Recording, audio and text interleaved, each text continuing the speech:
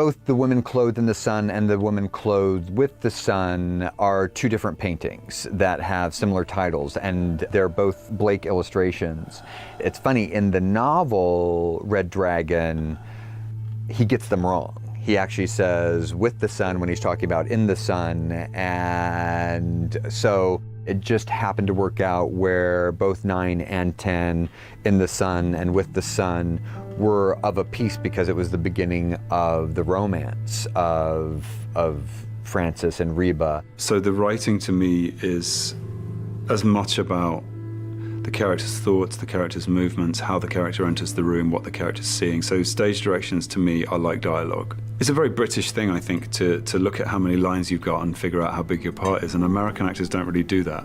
They actually ask for their lines to be taken away from them, because it's all about the close-up and it's all about the camera seeing inside the mind through the eyes, and this is a gift of a role to sort of exercise those things that, you know, a character who has difficulty with speech doesn't revel in poetry, yet when he meets Reba McClane, she draws out of him a kind of poetic mind, and that's what she's attracted to in him.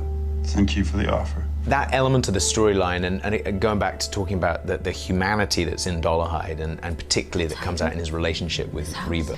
And I think having an actress like Rutina come in, who I didn't get to work with much, but I interacted with, and I could just see what an intelligence she was going to bring to it.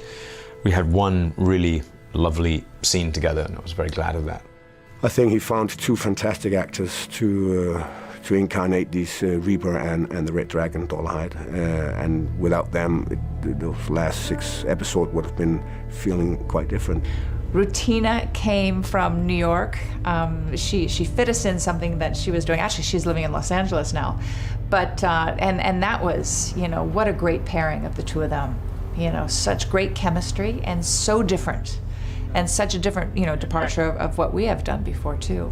Brian Fuller actually approached me about the role, and I was I remember being in shock, because I was like, I mean, I had seen the movie, but it was a while ago, so I was like, Reba McClane? Like, you sure me? Like, I get to play, you want me to play Reba? Okay. The casting of Rutina was very, very simple. I made a call to NBC Casting, Grace Wu, who has been a fantastic collaborator with us on the show and casting everyone up until this point, and she said, I love Rutina Wesley, and I was like, I do too, that's great, let's just cast her.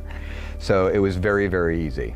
You know, as far as being offered a role, it doesn't always happen all the time. And I mean, I can say for me, like I can count on my hand the times it's happened. I actually like to audition. For me, it's sort of like you prove what you can do. And also I like to go in and just show you, like, and also just, I like to play. But when someone does offer something to you, it also makes you feel like, wow, okay, well, there's something that you see in me, that you've seen, that you think I'm capable of, and I'm just gonna need to trust that. And Brian, I think, is that type of creator and writer and producer where you just have to trust what he wants, and trust sort of his, just trust his instincts, because they're right on. Her distance that she's able to, you know, to do with what she's able to see, but what she feels. Come on in.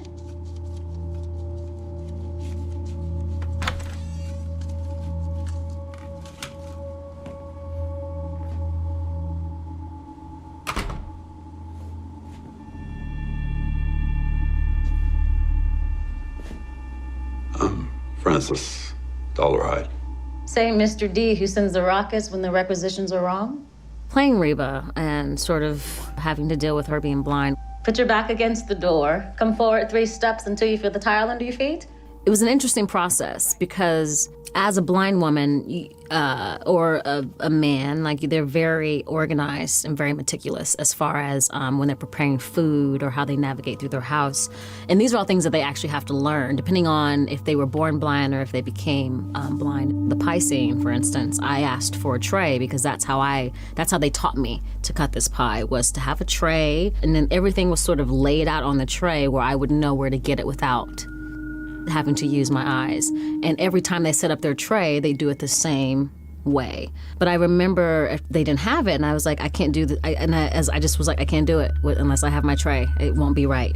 And I had a lot of friends too who helped me out, who were blind, close friends actually, who gave me pointers of like things of not to do. They were like, please don't start walking around like this. And I was like, I would never do that. They were like, no, there are a lot of people who actually think that's what it is.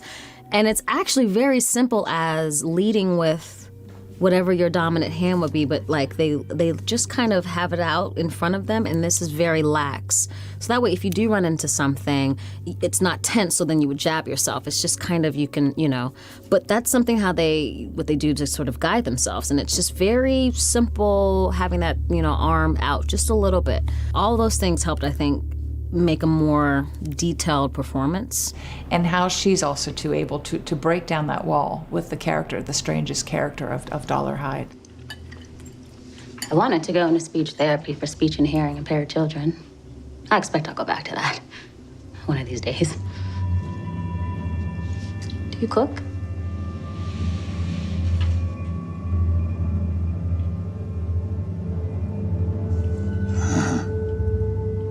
How about coffee? And then noticing that his silence of that, and how I shouldn't let me go back, because I think that might have offended you, and I didn't mean you to take offense, because you talk fine. You talk fine. You understand me, I hear you. I love that part, actually. You haven't said anything since I mentioned speech therapy. I understand you because you speak very well, and because I listen. People don't pay attention. If you don't want to talk, okay. But I hope that you do talk because you can, and because I'm interested in what you have to say. She just sort of lays it out to him like, your deformity has nothing to do with me understanding you as a person. You talk just fine to me. I'm convinced I'm a silent movie actor, and I actually sat down with Brian as we were kind of in the process of making him, and realizing that with a character like this, where speech is crippling to him, that he was, from the actor kind of inside the character, it was much more comfortable to start in that way, where we didn't have to make him speak, because his communication is everything other than speech, and when speech is involved, it becomes painful for him. I need to ask a favor. In addition to the plum. She can hear it, and I think at that moment she then wants to touch his face so that she can sort of feel this man that she's curious about. May I touch your face? I just want to know if you're smiling or frowning. I want to know whether to just shut up or not. Because that's her, touch for her is that sense of really getting a sense of a person. Trust me. I'm smiling. But I have to say that the positioning of the prosthetic on my lip, and we created a retainer inside the mouth, which is something that my tongue can knock against, so that we can find the little speech impediment that is synonymous with cleft palate, which is a kind of sound. Do you think I could have a plum? Every time he says S, is a kind of lateral release, which is, it just reminds me to do it when I'm speaking quickly. But I remember Richard being, he'd put that in, his piece in, a prosthetic piece in, and he'd start to, talk and stuff. And I remember he had to work really hard, he was saying, to sort of get the words out and make it understandable and stuff. I need some infrared movie film. Hot, sensitive, up around 1,000 nanometers. Better off shooting digital. Though I'm not a fan of that format. Nobody around here is. I was fascinated watching him a lot of times, because I was just like, he's very, what some people would say method, but I just think he does his research, and he's going to make sure he gives it 150%, which is why he's so good. We're at the zoo. Why are we at the zoo? It's cold for the zoo. Did you ever see a tiger? No.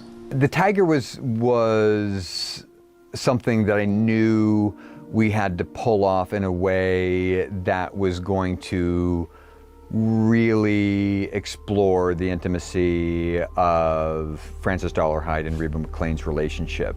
Dee, I'd like you to tell me what you see, if you don't mind. He's striking. It's my most memorable memory in the book is that tiger scene, and that's only because when I read it, it was so, I remember turning the pages and just these images popping off the page. It was so vivid. The way he wrote it out, it was crystal clear. It was, every detail was layered in there. And so when I got to set and we were filming that, I wanted to capture it as it was captured in my brain when I read it. I wanted it to be as detailed as possible. I'm right here with you.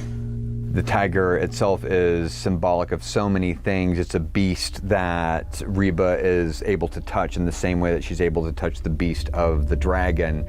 And it's also one of the most romantic things I've ever read in literature, of a man who feels so much for a woman and wants to give her the gift of enjoying a zoo experience, but she can't have a normal zoo experience because she's blind, so he's arranged for her to touch the animals that she can't see. And as Reba said, it's one of the most elegant, eloquent gestures of courtship that I've ever read. I remember I had music, I listened to music that day, and I had my headphones in all day so that I could just sort of zone out. But every time I went there to touch, I remember I just kind of let myself try to discover different parts each time. It was very important to me to bring a specificity to that scene, since we'd seen it twice before, that was unique to our show, and the idea of Reba encouraging Frances to describe what he sees so she can experience the tiger through his eyes, and him talking about how its color is so vibrant that it's practically bleeding into the air around it. We amped up all of the color in post, so the tiger was glowing after that point, and when her hands are running through its fur, it is vibrant and alive in a way that only exists in the imagination of someone who can't actually see what it is representing to her in that moment. But just being aware of a beast, the tiger, and the beast of Dollarhide, the man, and how sexual that is when you're feeling an animal that is that big and that massive and violent and dangerous at your fingertips. And there's a man who you don't know is dangerous, but he's watching you and you feel him watching you. And that energy that's passing between that room was incredible. And to have us feel that, and I think that's what that whole thing, the whole scenario sets up, is the innocence of her, the danger that he presents is also the danger of the tiger, even though the tiger is put down for dental work. But the sensuality then of her laying into the tiger, feeling the tiger, and his also wanting to do the same, but on her. I mean, that's a human emotion. So many things about both Rutina and Richard's performance in that scene struck me as genuinely emotional. When her hand is caressing the tiger's maw, and his hand comes up to touch his own maw. He's like living vicariously through this beast who's getting the affection that he desires so much from this woman that it is almost an out-of-body experience. I found it touching in the book. I think I cried, actually, because I was like, how awesome is that for him to go, I'm going to take you to the zoo. There's a tiger. If you want to touch it. You know, like and she's like, yeah, you know, but she gets in there and it takes her breath away. It really, really does, but she's not scared, you know? And I think me as Rutina, I was like, nah, I don't know if I can come in with the tiger. Is he asleep? Is he gonna, you sure you're not gonna wake up? I think I would be terrified, but Reba dives right on in. And that's another thing that I loved about her, is that she's confident. She's not scared of anything. Guillermo Navarro, who directed that episode, did such a wonderful job in those scenes of putting us in the point of view of a blind person who can only imagine what's going on around her and not see anything. And they made the tiger so real, and they had the little ears moving, and it was easy because they set the scene in a way that all I had to do was discover. Honestly, as an actor, like really allow myself to just discover. I'll never forget that. I remember a lot of people thought it was real. They were like, was that a real tiger? And I'm like, mm-hmm.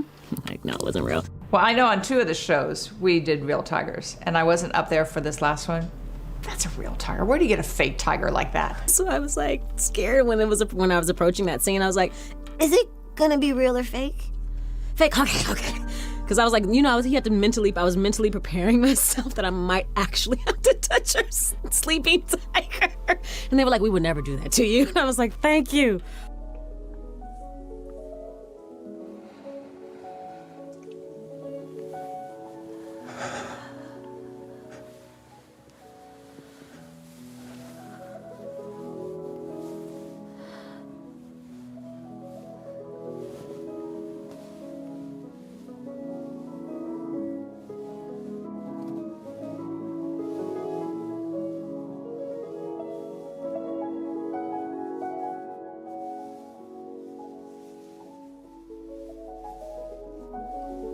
We always had more problems with nudity in Hannibal than we did with any sort of violence, and that's not anything about NBC's Standards and Practices division. It goes to a very deep-seated problem in this country, which is we are fine seeing horrible things happen to human beings, but we are not fine seeing beautiful things happen to human beings.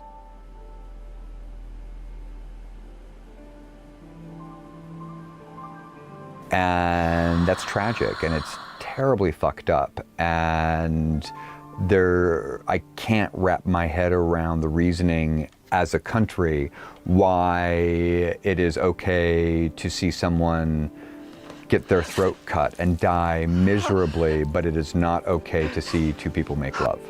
And I think we're really backward, and it's sad, but it has nothing to do with NBC. They're just the enforcers of ridiculous rules from a puritanical society that needs to get over its own shit. Yeah, how do you do that on a network like NBC? It's sort of like, how do you do it so that it's done right and that it's not all these cuts. It's not this cut together of this, like, we're trying not to show this, and it's real obvious that you're trying not to show stuff. Especially for me, because I've come in from True Blood, it's like, yes, we just did it. We didn't have no limitations. So when we worked on that scene, we did a lot of different shots, and I must say, how they edited it together I thought was quite beautiful, because it wasn't gratuitous at all. They made it so you saw the lines and you saw the energy between them and what the feeling that Dollarhide was having and the feeling that Reba was having and the feeling they were having together. And you got more of that sense than you were focusing on, oh, they're not showing this or they're not showing that. You were just engaged in what was passing between the 2 of them. It's not every day we go away from the Hannibal Will story. When we do that for 6 episodes, they took it over completely, and that was fantastic to watch. Yeah, he's coming to Hannibal sort of as a peer in this scene, right? Like. So then it's not going to fit. I was just thinking the same thing. Then the whole idea of doing it in the office is so cool because it is a therapy scene. But what you're describing, which makes total sense to me, however, it does not suggest therapy. The guy you're describing doesn't need therapy. He just wants to go commiserate with a colleague, almost, right? I would riff it. I would riff that sequence off letter or no, and if it's just a phone call, I would riff that scene off the sequence in the book where he writes the letter, and you know, Harris talks about him talking about what he'd like to say to Dollarhide, because the letter's much more abbreviated. Just go trip with the book.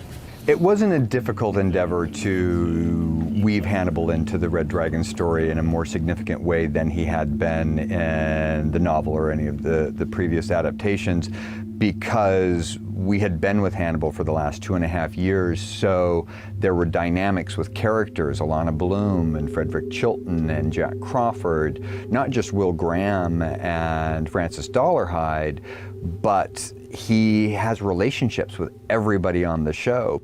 Hello.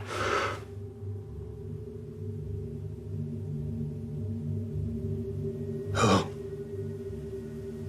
Dr. Lecter.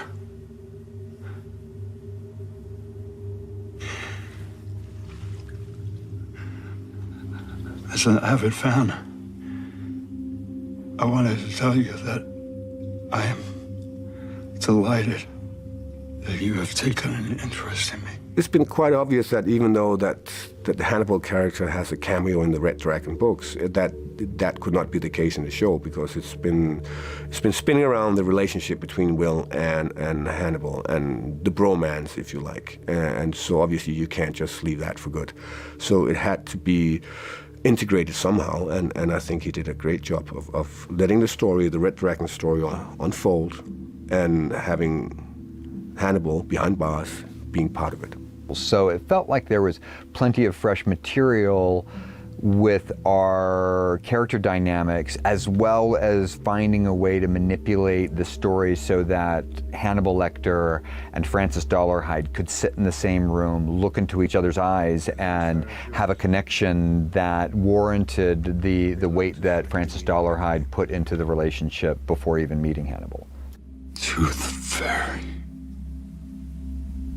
What could be more inappropriate? It would shame me for you to see that. If I didn't know that you have suffered the same distortions in the press. I think that Hannibal sees Dolarhyde as a fine specimen. He's not really afraid of the competition, but there is a vanity, of course, in Hannibal, that somebody is taking his place, and he's apparently stronger and more flashy. But first of all, I think that he sees Dolarhyde as a mean to get closer to Will, as a way to get in touch with Will again. So that's first and foremost what he uses Dolarhyde for. Someday, if circumstances permit, I would like to meet you and watch you meld with the strength of the dragon. See how magnificent you are. We had a lot of fun with that, and that was in a way something that wasn't there in the book. I mean, Hannibal only appears twice with Will. I think he has one scene with Will, and then he writes Will a letter, and he sends Dolarhyde a message. That was, so we had all that to thicken out and sort of expand on the way, and the idea that he became this, if you like, psychiatrist by remote to Dolarhyde, I think really opened things up for us. It was a lot of fun. I've admired you for years. And I have a complete collection of your press notices. Actually, I think of them as unfair reviews. As unfair as yours? I mean, it's something which, in the book, Francis Dolarhyde sends Hannibal a handwritten note on dissolvable toilet paper, which in cinematic terms isn't going to be particularly satisfying for an audience to see a man scribbling on some toilet paper. And it felt like if Hannibal can legally get phone calls. Thank you so much, Denise. And have conversations unsupervised, which is all part of his rights as a prisoner, that it would be wonderful to use the element of the Mind Palace to create a space where they could be together and we could see those two actors interacting in a more intimate setting that's not just a phone call or, bleeding ink on a square of toilet paper, but sitting in the room together, connecting, and feeling each other's power. I've sort of been deliberately behaving like my character. Like, there are certain people that I avoided meeting Mads until the scene where Dolarhyde meets Mads, because I just didn't want to. I'm in awe of that actor, and Dolarhyde is in awe of Hannibal, and I wanted to use that feeling in myself. So I really held back from seeing him until the scene when he first comes face to face with him, which was great because the minute he opened his mouth, I got kind of goosebumps on my arms, and it was a very easy scene to play, therefore. And behold, a great red dragon. But in every, iteration of doing Red Dragon, the role of Lecter just gets bigger because we love seeing Hannibal Lecter on screen. But he seems like the master puppeteer who's controlling everything from behind bars. Not always explained, which I like. It's the feel throughout the whole Red Dragon sequence that he's behind something, and how he's doing it, we're not sure. Mads is such a compelling Hannibal, and the complexity of the characters around him, the journeys that each of them take individually and with each other are strange and confusing and confounding and inappropriate and delicious. Well, there are references in the writings of a Bedelia du Maurier, but not much, and that's what Brian and his crew, their whole mandate to a new writer was to read all the books, comb through it, what's in there, who can we change, without being so blatant. Having Bedelia du Maurier play such a significant role in the third season, crossing through the adaptations of the novel Hannibal into the Red Dragon adaptation, there was a sense of new territory being explored because we were getting a character who didn't exist in any of the previous adaptations, having a viewpoint on the dynamics that were now informed by 2.5 years of history between characters who had met twice in the book and the previous adaptations. Do no harm. And did you? I did. We didn't need to repeat the stuff we'd already used, and there was a lot of stuff there in the book that had never been done justice before that we got to spend a lot of time with. So it was really a matter of following our own threads through the storyline and seeing which ones that we needed to continue weaving into the tapestry and which ones we needed to snip off and tell the story closer in accordance with how it's told in the books. We'd left ourselves a bunch of great Easter eggs to go find. We'd talked a lot in the second season about, first and second season, about, Bedelia was someone who kind of knew what Hannibal was and had killed a patient in self-defense. There's something wrong with Dr. Lecter. Did you feel this way before he ended the doctor-patient relationship? That's why he ended it. He knew I knew. So it was great to get into season 3 and just go, oh, hey, let's do it where we actually say what happened there. I know it's very fun to play that. And also, I think sometimes there's ideas for the direction that the character is going to go in terms of, but a lot of this stuff comes to Brian as things go and in how the episodes are fitting together for the betterment of the series. Sometimes that means that there's gaps in the story and we don't see their story for a period of time. But it's all kind of coming from what was originally set forth by Thomas. And Brian has a great relationship with Zach Quinto, and Brian had asked Zach to come in and do this part.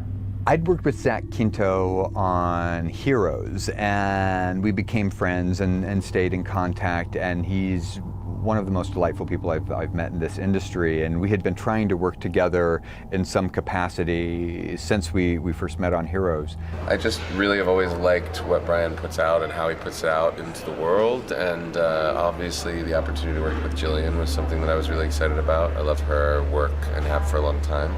And we had tried to cast Zach as Dimmond in the first episode of the season, and he wasn't available. And then when he found out all of his scenes were with Gillian Anderson, he was, I want to work with her, and I'm obsessed with her as an actress. And I was like, well, maybe sometime we can just find a day for you to hop up from New York and we can film a couple of scenes where you can play the patient that she murders. And he said, I love that, that's great, let's make it work. And he bent over backwards to accommodate our schedule. So I thought that was a cool way to get to know somebody and work with somebody that I've respected.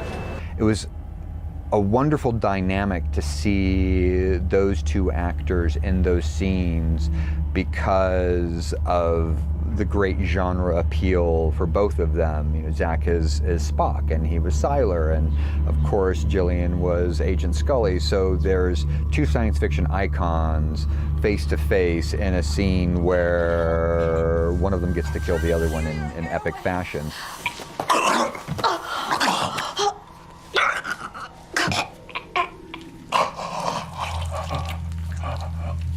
Yeah, I mean, I guess there's overlap if you consider our trajectories. I imagine I don't know what Gillian would say, but I feel like for me, there's like, you know, the bond of the theater is what we connected over today. She did a really, which I sadly didn't get to see, an amazing production of Streetcar named Desire in London, and I did The Glass Menagerie last year, so we have Tennessee Williams in common. I feel like that probably bonds us a little bit more than our science fiction background somehow. So it was a dream come true just for me as a science fiction fan and a member of the audience. So I was thrilled that we were able to pull that off. And I was also so impressed with the authenticity that Zach brought to a role that was essentially 4 pages of character and nothing more, yet he created such a world with this man and such sympathy for him that it is a testament to his skill as an actor.